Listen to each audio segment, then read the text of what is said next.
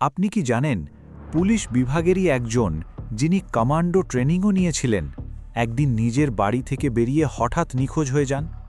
এদিকে পরিবার উদ্বিগ্ন, অন্যদিকে পুলিশ ডিপার্টমেন্টে কাজ করা তার সহকর্মীরাও হতবাক। এমন কিভাবে সম্ভব যে একজন প্রশিক্ষিত পুলিশ সদস্য হঠাৎ উধাও হয়ে যেতে পারেন? তাকে খুঁজে বার করার জন্য পুলিশ টিম একের পর এক অভিযান চালাতে থাকে, কিন্তু মাসের পর মাস কেটে গেলেও তার কোনো খোঁজ পাওয়া যায় না। তার বাইক নিখোঁজ, মোবাইল ফোন সুইচড অফ, আর সবাই যে আশঙ্কা করছিল ঠিক সেটাই যেন সত্যি হতে চলেছিল। এই পুরো ঘটনাকে এমন নিখুঁত পরিকল্পনার মাধ্যমে করা হয়েছিল যে পুলিশের বড় বড় অফিসাররাও কয়েক মাস ধরে বিভ্রান্ত হয়েছিলেন। মিডিয়াতেও এই কেস নিয়ে একের পর এক প্রশ্ন উঠতে শুরু করে। যখন নিজেদের বিভাগের একজন সদস্যকেই খুঁজে বার করতে এত সময় লাগে, তাহলে সাধারণ মানুষের নিরাপত্তার অবস্থা কী হতে পারে? এই ঘটনার শুরু রাজস্থানের বুন্দি জেলার কোতোয়ালি থানা এলাকার একটি জায়গা থেকে। বিবানওয়া রোডের পাশে থাকা একটি বাড়িতে থাকতেন ৩০ বছর বয়সী অভিষেক শর্মা। তিনি বুন্দি পুলিশ লাইনে কনস্টেবল হিসেবে কর্মরত ছিলেন। কিছুদিন আগেই তিনি কমান্ডো ট্রেনিং শেষ করে ফিরেছিলেন। তার বেশিরভাগ সময়ই ডিউটিতে কাটত। কখনো পুলিশ লাইনে থাকতেন, আবার কখনো বাড়িতে ফিরতেন, কারণ বাড়িটা খুব বেশি দূরে ছিল না। তারিখ ছিল ২৮ অগস্ট ২০১৯, সন্ধ্যা প্রায় ৭টা। কয়েকদিনের ছুটি কাটিয়ে সেদিন আবার ডিউটিতে যোগ দেওয়ার কথা ছিল অভিষেকের। তিনি তার বোন শীতলকে সবকিছু জানিয়ে বলেছিলেন, রাতে খাবার বানিও না, আমি কাল সকালেই ফিরে আসব। এরপর তিনি নিজের ব্যাগ নিয়ে বেরিয়ে পড়েন। ব্যাগে ছিল কিছু জামাকাপড়। সন্ধ্যা ৭টার দিকে বাইক নিয়ে বাড়ি থেকে বেরিয়ে যান অভিষেক। সব কিছু তখন একেবারেই স্বাভাবিক মনে হচ্ছিল। তার মা দময়ন্তী শর্মাও জানতেন যে ছেলে ডিউটিতে গেছে, তাই রাতে তার ফেরার অপেক্ষাও করেননি। পরের দিন সকাল হলো। অভিষেক শর্মা ছিলেন বেশ শক্ত সমর্থ এবং সাহসী মানুষ। মাত্র ১৯ বছরে, প্রায় ১১ বছর আগে তিনি পুলিশ বিভাগে যোগ দিয়েছিলেন। পরিবারে ছিলেন তার বোন শীতল, মা দময়ন্তী এবং বাবা ভগবতী প্রসাদ শর্মা। যদিও তার এক ভাইও ছিলেন, কিন্তু তার সঙ্গে অভিষেকের সম্পর্ক ভালো ছিল না। দুজনের মধ্যে কথাবার্তাও প্রায় বন্ধ ছিল। যাই হোক, ২৯ অগস্টের দিন এলো। বাড়ি থেকে বেরোনোর সময় অভিষেক বলেছিলেন, কাল সকালেই ফিরে আসব, কিন্তু সেই দিন তিনি আর বাড়ি ফেরেননি। শুরুর দিকে পরিবার বিষয়টাকে তেমন গুরুত্ব দেয়নি, কারণ ছেলে তো পুলিশের চাকরিতে আছে। অনেক সময় জরুরি কাজ হঠাৎ বেড়ে যায়, হয়তো কোনো ইমার্জেন্সি পড়েছে, এমনটাই ভেবেছিলেন সবাই। দুপুরের পর অভিষেকের বোন ভাইকে ফোন করেন, জানতে চান কবে বাড়ি ফিরবে, কিন্তু তখন জানা যায় অভিষেকের মোবাইল ফোন সুইচড অফ। বিষয়টা একটু চিন্তার কারণ হয়ে দাঁড়ায়।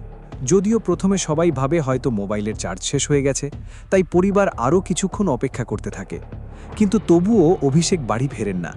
২৯ অগস্টের পুরো দিনটাও কেটে যায়। এবার পরিবারের মধ্যে দুশ্চিন্তা বাড়তে শুরু করে। ছেলের ফোন এখনও বন্ধ, অথচ অভিষেকের ডিউটি ছিল পুলিশ লাইনের ভেতরে। তাকে মাঠে গিয়ে তদন্ত করতে হতো না, না কোনো পেট্রোলিংয়ের কাজ ছিল। অফিসের মধ্যেই তার দায়িত্ব সীমাবদ্ধ ছিল। তাহলে এখনও পর্যন্ত সে ফোন চার্জ করল না কেন? পরিবারের কাছে অভিষেকের কয়েকজন সহকর্মীর নম্বর ছিল, যারা পুলিশ লাইনে তার সঙ্গে কাজ করতেন। তাদের সঙ্গে যোগাযোগ করা হয়, কিন্তু তারাও জানান অনেক দিন ধরেই তারা অভিষেককে দেখেননি। কয়েকদিন আগে সে ছুটি নিয়ে বাড়ি গিয়েছিল, তারপর আর ডিউটিতে ফেরেনি। এবার অভিষেকের বাবা মা আত্মীয় স্বজনদের ফোন করতে শুরু করেন। বন্ধুবান্ধবদের কাছেও খোঁজ নেওয়া হয়, হয়তো কোথাও বেড়াতে গেছে বা কারোর বাড়িতে আছে। এদিকে পুলিশ ডিপার্টমেন্টে কাজ করা সহকর্মীরাও অফিসে খোঁজ খবর নিয়ে পরিবারকে জানান যে অভিষেক তো ডিউটিতেই যোগ দেয়নি, সে পুলিশ লাইনে আসেইনি। এই খবর শুনে পরিবার একেবারে হতবাক হয়ে যায়, কারণ বাড়ি থেকে বের হওয়ার সময় অভিষেক স্পষ্ট বলেছিল যে সে ডিউটিতে যাচ্ছে। তাহলে সে কোথায় গেল? সময়ের সঙ্গে সঙ্গে পরিবারের উদ্বেগ আরও বাড়তে থাকে। এবার তারা নিজেরাই অভিষেককে খুঁজতে শুরু করেন। একে একে আত্মীয়দের ফোন করা হয়। অভিষেকের পুলিশ বন্ধুদের দলও তাকে খুঁজতে শুরু করে। সে যেসব জায়গায় যেত, প্রতিটি সম্ভাব্য স্থানে খোঁজ নেওয়া হয়, কিন্তু কোথাও কোনো সূত্র মেলে না। এভাবেই প্রায় ৭ দিন কেটে যায়। ২৮ অগস্ট রাতে অভিষেক নিজেই বাইক নিয়ে বেরিয়েছিল। সে একাই ছিল এবং বাড়িতে জানিয়েই বেরিয়েছিল। তাহলে কি সে পরিবারকে মিথ্যে বলেছিল, অন্য কোথাও চলে গিয়েছিল? অবশেষে ৭ দিন পর ৫ সেপ্টেম্বর অভিষেকের বাবা এবং কয়েকজন আত্মীয় কোতোয়ালি থানায় গিয়ে তার নিখোঁজ হওয়ার অভিযোগ দায়ের করেন। অভিষেকের বিয়ে হয়েছিল, তার স্ত্রীর নাম ছিল দিব্যা পাঠক। মিডিয়া রিপোর্ট অনুযায়ী তাদের ১.৫ বছরের একটি কন্যা সন্তানও ছিল। সেই সময় দিব্যা নিজের মেয়েকে নিয়ে বাবার বাড়িতে থাকছিলেন। দিব্যার বাবার বাড়ি ছিল পাশের জেলা সাওয়াই মাধোপুরের জাটওয়ারা এলাকায়। যখন তিনি জানতে পারেন যে তার স্বামী নিখোঁজ হয়ে গেছেন, তখনও তিনি ভীষণ অবাক হয়ে যান। যদিও এর মধ্যে তার সঙ্গে অভিষেকের কোনো কথাবার্তা হয়নি। এখন বিষয়টা ছিল পুলিশেরই এক কর্মচারীকে নিয়ে, তাই ঘটনাটি অত্যন্ত গুরুতর হয়ে ওঠে। কারণ যখন একজন পুলিশ সদস্যই নিরাপদ নয়, তখন সাধারণ মানুষের নিরাপত্তা কিভাবে নিশ্চিত হবে? স্বাভাবিকভাবেই জনগণের মধ্যেও পুলিশের উপর আস্থা নিয়ে প্রশ্ন উঠতে শুরু করে। এসপির নির্দেশে একটি বিশেষ তদন্তকারী দল গঠন করা হয়, যার নেতৃত্বে ছিলেন একজন ডিএসপি। তদন্তের প্রথম লক্ষ্য ছিল অভিষেক আসলে কোথায় গিয়েছিলেন। পুলিশ তার সিরিয়ার অর্থাৎ কল ডিটেল রেকর্ড এবং মোবাইল লোকেশন বের করে। পাশাপাশি পরিবারের সদস্যদেরও জিজ্ঞাসাবাদ করা শুরু হয়। অভিষেকের ব্যক্তিগত জীবনে কোনো সমস্যা চলছিল কিনা, তিনি কোনো কারণে মানসিক চাপে ছিলেন কিনা, এসব বিষয় খতিয়ে দেখা হয়। কিন্তু পরিবারের দাবি ছিল অভিষেকের আচরণ একেবারেই স্বাভাবিক ছিল। যেসব সহকর্মীর সঙ্গে তিনি ডিউটি করতেন, তাদের সঙ্গেও কথা বলা হয়। তারা জানান অভিষেক তাদের সঙ্গেও কোনো অস্বাভাবিক বিষয় শেয়ার করেননি। মোবাইল নম্বরের তদন্তে জানা যায় 28 আগস্ট রাত 12:30 পর্যন্ত তার সিম কার্ড সক্রিয় ছিল। এরপর মোবাইল ফোন সুইচড অফ হয়ে যায়, আর তারপর থেকে আর কখনো অন হয়নি। এরপর পুলিশ খুঁজতে শুরু করে শেষবার কোন মোবাইল টাওয়ারের সঙ্গে সেই ফোন সংযুক্ত ছিল। লোকেশন পাওয়া যায় সাওয়াই মাধোপুর জেলার বলি নামের একটি এলাকায়। এখানেই রয়েছে বিজয়গড় কিলা ও মহল, একটি পরিত্যক্ত ধ্বংসপ্রাপ্ত দুর্গ ও প্রাসাদ। মোবাইলের শেষ লোকেশন এই নির্জন এলাকাতেই দেখা যায়। এখন যেহেতু ঘটনাটি অন্য জেলার সঙ্গে জড়িয়ে পড়েছে, তাই বংদি পুলিশ সাওয়াই মাধোপুর পুলিশের সঙ্গে যোগাযোগ করে। 23 সেপ্টেম্বর অভিষেকের পরিবারের সদস্য এবং বুংদি থানার কয়েকজন পুলিশকর্মী বলি পুলিশ স্টেশনে পৌঁছন। এবার এই তদন্তে 2 জেলার পুলিশ একসঙ্গে কাজ শুরু করে। বলি কিলা ও মহলের আশেপাশে ব্যাপক সার্চ অপারেশন চালানো হয়। ততদিনে অনেক সময় পেরিয়ে গেছে। পুরো এলাকাটি ছিল জঙ্গলে ঘেরা, চারদিকে উঁচু পাহাড়, আর সেখানে বন্যপ্রাণীরও বাস ছিল। অভিষেকের মোবাইলের শেষ লোকেশন এখানেই দেখা গিয়েছিল। কিন্তু প্রশ্ন উঠছিল, অভিষেক কি সত্যিই এখানে এসেছিলেন, নাকি যে এই ঘটনার পেছনে ছিল সে ইচ্ছে করেই ফোনটি এখানে এনে বন্ধ করে দেয়, যাতে পুলিশকে ভুল পথে চালিত করা যায়? পুলিশের মাথায় একের পর এক প্রশ্ন ঘুরছিল। সার্চ অপারেশন চলতেই থাকে দিনের পর দিন। আশেপাশের প্রতিটি এলাকা তল্লাশি করা হচ্ছিল। যেসব রাস্তা দিয়ে অভিষেক এখানে এসে থাকতে পারেন, সেই রাস্তাগুলোর সিসিটিভি ক্যামেরাও খতিয়ে দেখা শুরু হয়। তিনি কি একাই এখানে এসেছিলেন, নাকি তার সঙ্গে আর কেউ ছিল? সেই উত্তর খুঁজতেই মরিয়া হয়ে ওঠে পুলিশ। এই সব চেষ্টার মাঝেই বলি এলাকার খারিলা ড্যামের কাছে একটি ব্যাগ পাওয়া যায়। ব্যাগটির ওপর প্রচুর ধুলো ময়লা জমেছিল। দেখে মনে হচ্ছিল অনেক দিন ধরেই সেটি সেখানে পড়ে আছে। যখন ব্যাগটি খোলা হয়, তখন তার ভেতরে কিছু কাপড় পাওয়া যায়। সেই কাপড়গুলোর ওপর কিছু অদ্ভুত দাগ দেখা যায়, যা দেখতে রক্তের দাগের মতো ছিল। অভিষেকের পরিবারকে সেই ব্যাগ ও কাপড় দেখানো হয়। কাপড়গুলো দেখেই তারা চিনে ফেলেন এগুলোই সেই পোশাক যা পরে অভিষেক বাড়ি থেকে বেরিয়েছিল। কাপড়ে রক্তের দাগ পাওয়ায় পুলিশ সেগুলো ফরেনসিক পরীক্ষার জন্য পাঠায়। তদন্তে জানা যায় সেই রক্ত অভিষেকেরই। ডিএনএ রিপোর্টও ম্যাচ করে যায়। এবার নতুন প্রশ্ন সামনে আসে, অভিষেকের ব্যাগ ড্যামের পাশে কিভাবে এলো? সে কি সত্যিই সেখানে গিয়েছিল? আর যদি গিয়েও থাকে, তাহলে নিজের ব্যাগ ও সেই রক্তমাখা কাপড় সেখানে ফেলে যাবে কেন? তবে কি সে আহত হয়েছিল? এই ঘটনার পর পুলিশের তদন্তের কেন্দ্রবিন্দু হয়ে ওঠে খারিলা ড্যাম এলাকা। পরিবারের মধ্যেও ভয় ঢুকে যায়। অভিষেক কি পানির মধ্যে পড়ে গিয়েছিল, নাকি নিজেই কিছু করে বসেছিল? পুলিশেরও সন্দেহ হতে থাকে, এটি কি আত্মহত্যা নাকি কোনো বড় ষড়যন্ত্র? ড্যামের পানির ভেতরেও তল্লাশি চালানো হয়, কিন্তু সেখান থেকেও কোনো সূত্র মেলে না। ব্যাগ উদ্ধারের ঘটনার পর 4 অক্টোবর 2019-এ নিখোঁজের মামলাটি আনুষ্ঠানিকভাবে এফআইআর হিসেবে নথিভুক্ত করা হয়। তদন্তে আরও কয়েকজন উচ্চপদস্থ পুলিশ অফিসারকে যুক্ত করা হয়। পুলিশ খতিয়ে দেখতে শুরু করে অভিষেক বলি এলাকায় কেন এসেছিল, নাকি কেউ তাকে সেখানে নিয়ে এসেছিল। তদন্তে আরও জানা যায় অভিষেকের শ্বশুরবাড়িও সাওয়াই মাধোপুর জেলাতেই অবস্থিত। জাটবাড়া আর বলির মধ্যে দূরত্ব মাত্র 40 থেকে 45 কিলোমিটার। পরিবারের সঙ্গে জিজ্ঞাসাবাদের সময় সামনে আসে আরেকটি গুরুত্বপূর্ণ তথ্য। অভিষেকের স্ত্রী দিব্যা তার বিরুদ্ধে কোর্টে মামলা করেছিলেন। তিনি ডিভোর্স চাইছিলেন, পাশাপাশি পণের অভিযোগও দায়ের করেছিলেন। তখন পরিবার সন্দেহ করতে শুরু করে হয়তো অভিষেক নিজের মেয়ের সঙ্গে দেখা করতে শ্বশুরবাড়িতে গিয়েছিল, আর সেখানেই দিব্যা ও তার পরিবারের লোকজন মিলে কিছু করে ফেলেছে। এবার পুলিশের নজরে আসে শুধু অভিষেকের পরিবার নয়, তার স্ত্রী দিব্যাও।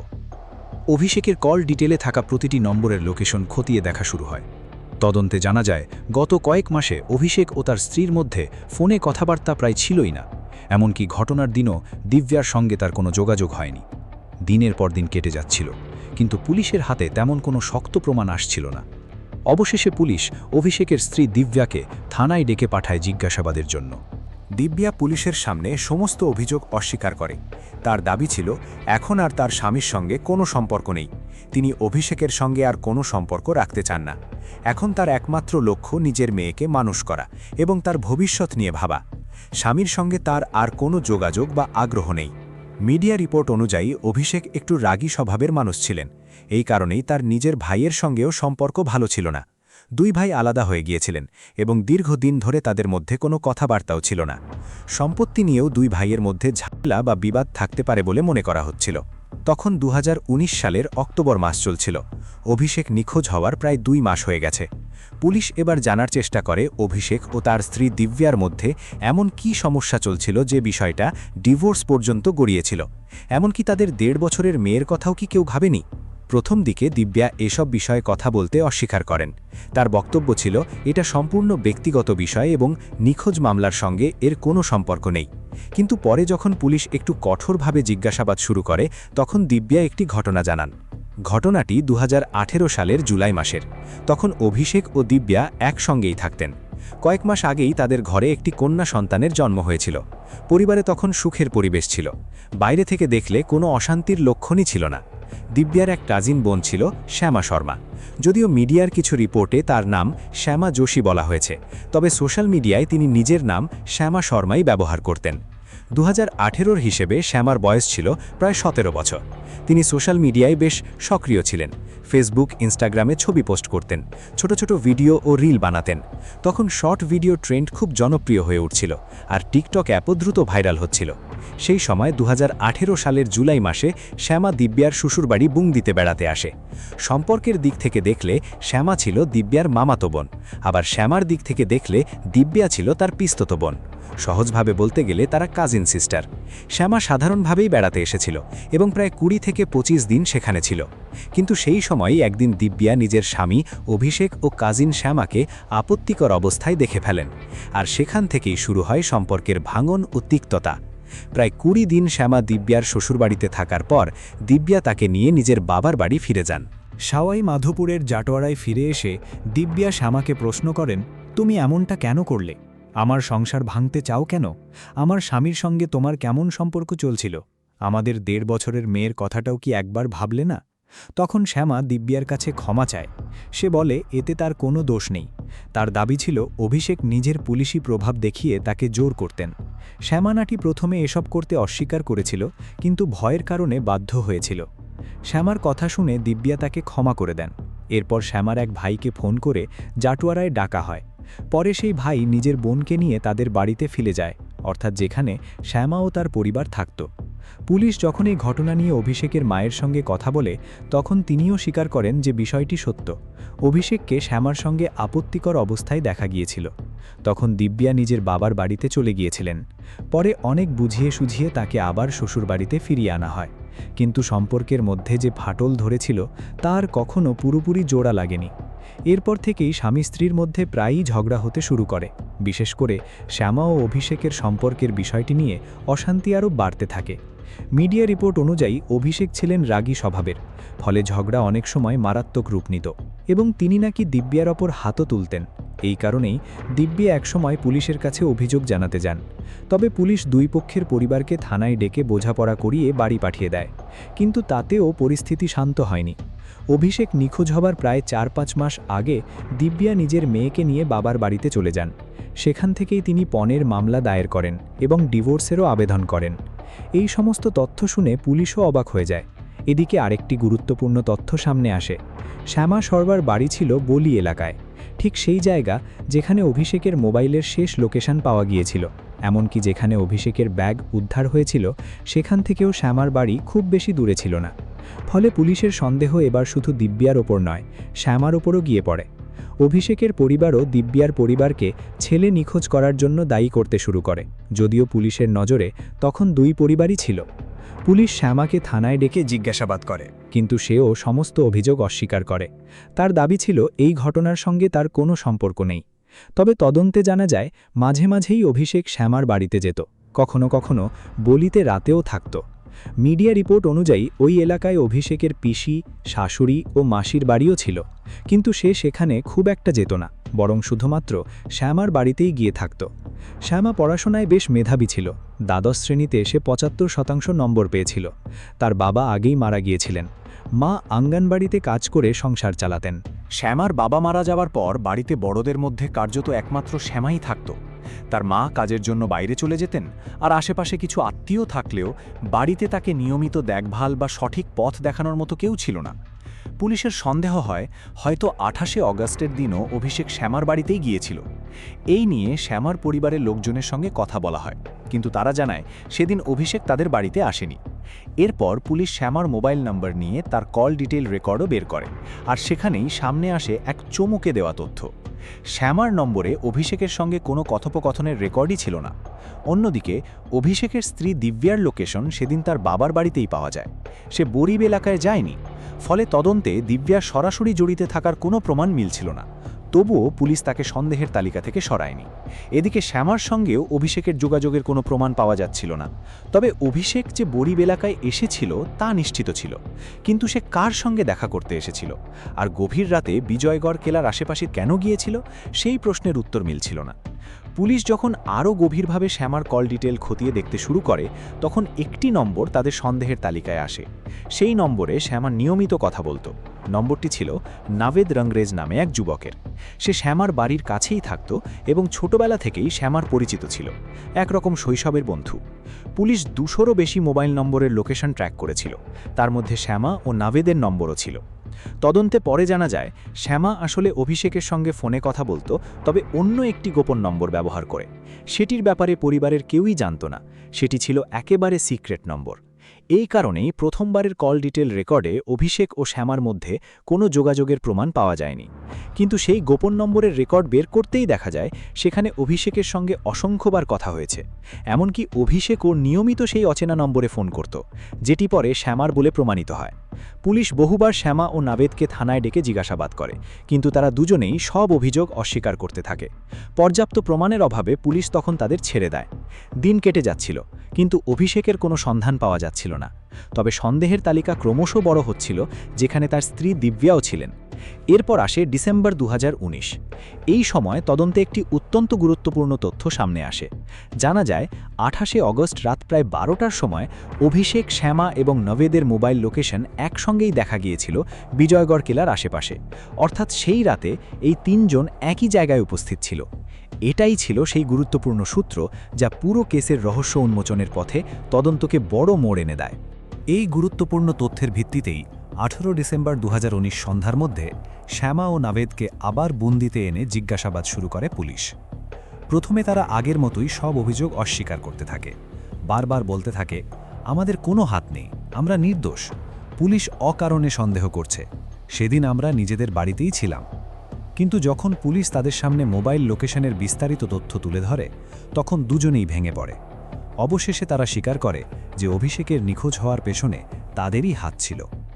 তদন্তে জানা যায় সবকিছু শুরু ২০১৮ সালের জুলাই মাসে, যখন শ্যামা দিব্যার শ্বশুরবাড়িতে বেড়াতে এসেছিল। সেখানেই সে অভিষেকের সঙ্গে আপত্তিকর অবস্থায় ধরা পড়ে। অন্যদিকে শ্যামা আগে থেকেই নাভেদকে ভালোবাসত এবং তাকে বিয়ে করতে চাইত। নাভেদ ছিল তার ছোটবেলার বন্ধু, কিন্তু সেই সম্পর্ক থাকা সত্ত্বেও তার নিজের জিজা অভিষেকের সঙ্গেও সম্পর্ক গড়ে ওঠে। অভিষেকের মা ও বোনের দাবি ছিল শ্যামা প্রেমের ফাঁদে ফেলে অভিষেকের সংসার ভেঙে দিয়েছে। তাদের মতে এই সম্পর্কের কারণেই অভিষেকের বিবাহিত জীবন ভেঙে যাওয়ার পথে পৌঁছে যায়। তবে অন্য দিক থেকেও প্রশ্ন উঠছিল, কারণ অভিষেক নিজেও বিবাহিত ছিল এবং সদ্য একটি কন্যা সন্তানের বাবা হয়েছিল। তা সত্ত্বেও সে নিজের স্ত্রীর কাজিন বোনের সঙ্গে সম্পর্কে জড়িয়ে পড়েছিল।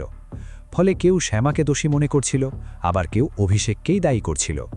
শ্যামার দাবি ছিল অভিষেক তাকে পুলিশি প্রভাব ও ক্ষমতার ভয় দেখিয়ে সম্পর্কে জড়াতে বাধ্য করেছিল। তবে প্রশ্ন উঠেছিল, যদি সত্যিই এমন হয় তাহলে সে বিষয়টি দিব্যাকে বা নিজের মাকে আগে জানায়নি কেন? যাই হোক, যখন দিব্যা দুজনকে হাত নাতে ধরে ফেলেন, তখন তিনি শ্যামাকে নিয়ে বাবার বাড়িতে চলে যান। পরে শ্যামাকে তার ভাইয়ের সঙ্গে আবার বলিতে পাঠিয়ে দেওয়া হয়।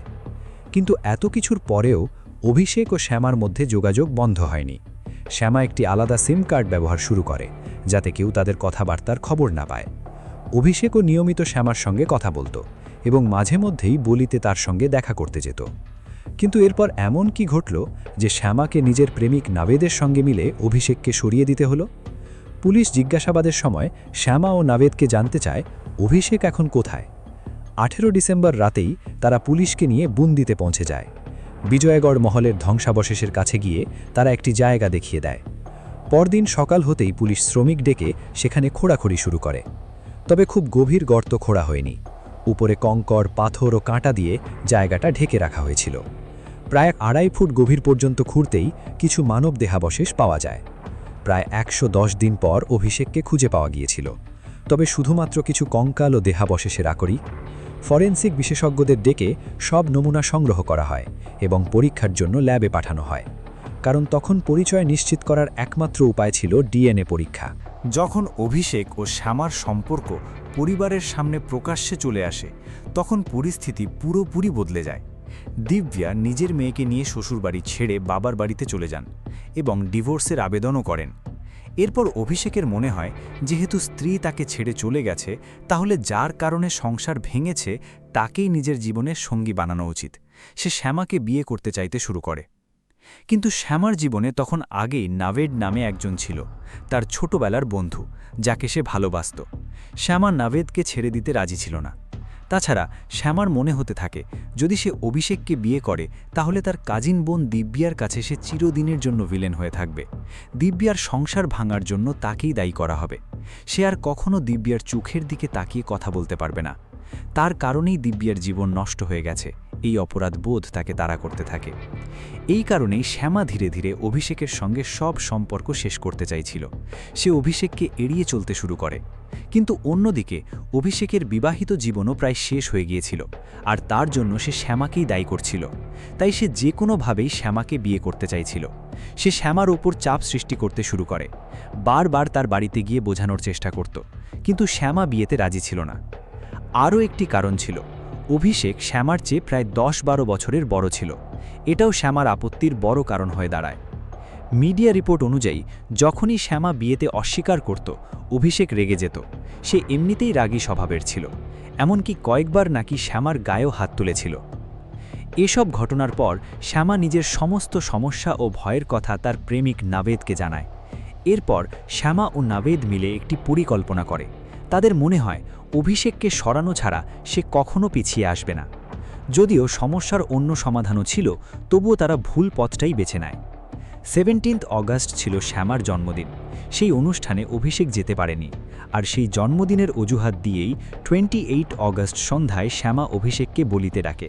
বলে, চলো একসঙ্গে জন্মদিন সেলিব্রেট করব। খুশি হয়ে অভিষেক বাইক নিয়ে বেরিয়ে পড়ে, কিন্তু বাড়িতে সে মিথ্যে বলে যায় যে সে ডিউটিতে যোগ দিতে যাচ্ছে। শ্যামা তাকে বিজয়গড় মহলের কাছে ডেকে পাঠায়, একটি নির্জন ও জনমানবহীন জায়গায়। সেখানে তারা একসঙ্গে সময় কাটায়, পিকনিক করে, পার্টিও করে। কিন্তু পুরো ঘটনাটাই ছিল একটি পরিকল্পিত ফাঁদ। সেই জায়গায় নাভেদও আগে থেকেই উপস্থিত ছিল। সে লুকিয়ে বসেছিল এবং সঠিক সুযোগের অপেক্ষায় করছিল। নাভেদ পরে পুলিশকে জানায় সেই সময় সে খুব ভয় পেয়েছিল, কারণ যদি সে প্রথমবারে ব্যর্থ হয় আর অভিষেক বেঁচে যায় তাহলে তাদের রক্ষা থাকবে না। অভিষেক ছিল লম্বা চওড়া, শক্ত সমর্থ মানুষ। উপরন্তু সে কমান্ডো ট্রেনিং প্রাপ্ত পুলিশ সদস্য। খুব সহজেই সে দুজনকে কাবু করে ফেলতে পারত। তাই প্রথম চেষ্টাতেই পুরো পরিকল্পনা সফল করতে হবে, এই চাপ ও ভয় দুজনের মধ্যেই ছিল। অন্যদিকে অভিষেকও ধীরে ধীরে সতর্ক হয়ে উঠছিল, কারণ গভীর রাতে এমন নির্জন জায়গায় এসে তারও কিছুটা সন্দেহ হচ্ছিল। অভিষেক তখন পুরোপুরি সতর্ক হয়ে গিয়েছিল। আশপাশের সামান্য শব্দ হলেই সে ঘুরে তাকাচ্ছিল। এই কারণেই নাভেদকে অনেকক্ষণ অপেক্ষা করতে হয় সঠিক সুযোগের জন্য। অবশেষে যখন সে মনে করল এটাই উপযুক্ত সময়, তখন লুকিয়ে থাকা জায়গা থেকে বেরিয়ে আসে। তার হাতে ছিল একটি লোহার রড। পেছন দিক থেকে সে অভিষেকের উপর আঘাত করে। আঘাতে অভিষেক মাটিতে পড়ে যায়। এরপর শ্যামা ও নাভেদ দুজনে মিলে তার মাথায় ইট, পাথর ও লোহার রড দিয়ে একের পর এক আঘাত করতে থাকে। কিছুক্ষণের মধ্যেই অভিষেকের মৃত্যু হয়। তারা পুরো পরিকল্পনা করেই সেখানে এসেছিল। সঙ্গে ছিল লোহার রড, ফাওড়া, কুঠার, সব কিছু। ঘটনার পর তারা বিজয়গড়ের ধ্বংসাবশেষের পাশে একটি ছোট গর্ত খোঁড়ে। সেখানে অভিষেকের দেহ চাপা দেয়। উপরে কঙ্কর, পাথর ও কাঁটা ছড়িয়ে দেয় যাতে কেউ সহজে সন্দেহ না করে। এরপর অভিষেকের মোবাইল নিয়ে তার সিম কার্ড খুলে ফেলে দেয়। মোবাইলটাও আলাদা করে ফেলে দেওয়া হয়। অভিষেকের কাপড় তার নিজের ব্যাগে ভরে তারা বাইক নিয়ে সেখান থেকে বেরিয়ে যায়।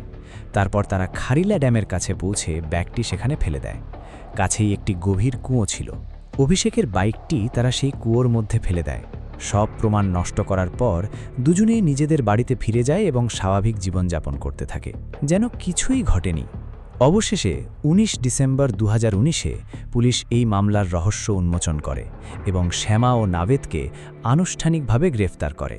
তাদের আদালতে তোলা হয়।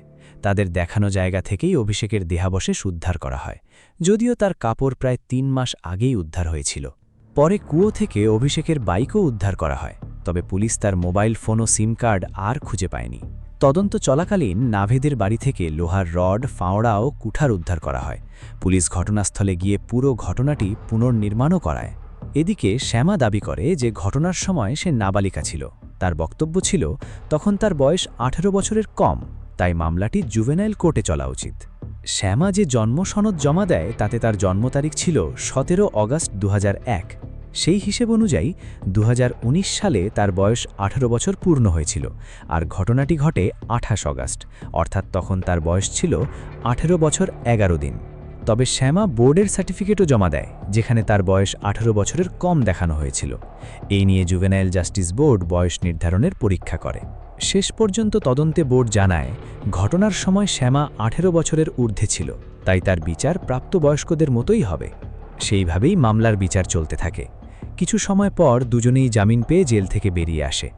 আগে শ্যামা সোশ্যাল মিডিয়ায় খুব সক্রিয় ছিল, কিন্তু এই ঘটনার পর সে নিজের ফেসবুক অ্যাকাউন্ট প্রাইভেট করে দেয় এবং ইনস্টাগ্রামের বহু পোস্ট ডিলিট করে ফেলে। একসময় সে অভিষেকের পোস্টেও লাইক দিত। ধীরে ধীরে ৪-৫ বছর কেটে যায়। চলে আসে ২০২৪ সাল। অভিযোগ পক্ষ আদালতে ৩৫ জন সাক্ষী হাজির করে। DNA report, CDR, forensic report সহ প্রায় ১০৫টি নথি আদালতে পেশ করা হয়। অবশেষে ১৯ ডিসেম্বর ২০২৪-এ আদালত রায় ঘোষণা করে। আদালত শ্যামা শর্মাকে যাবজ্জীবন কারাদণ্ড দেয় এবং সঙ্গে ১৮,০০০ টাকা জরিমানাও ধার্য করে। তবে নাভেদকে নিয়ে চূড়ান্ত কী রায় হয়েছে সে বিষয়ে স্পষ্ট কোনো মিডিয়া রিপোর্ট পাওয়া যায়নি। জানা যায় তার মামলা এখনও পক্সো কোর্ট নম্বর 1-এ চলমান ছিল। পুরো ঘটনাটির কেন্দ্রে ছিল সম্পর্ক, বিশ্বাসঘাতকতা, প্রেম ও ভাঙা সংসারের জটিলতা। কেউ এই ঘটনার জন্য শ্যামাকে দায়ী করেন, আবার কেউ অভিষেককেই মূল কারণ মনে করেন।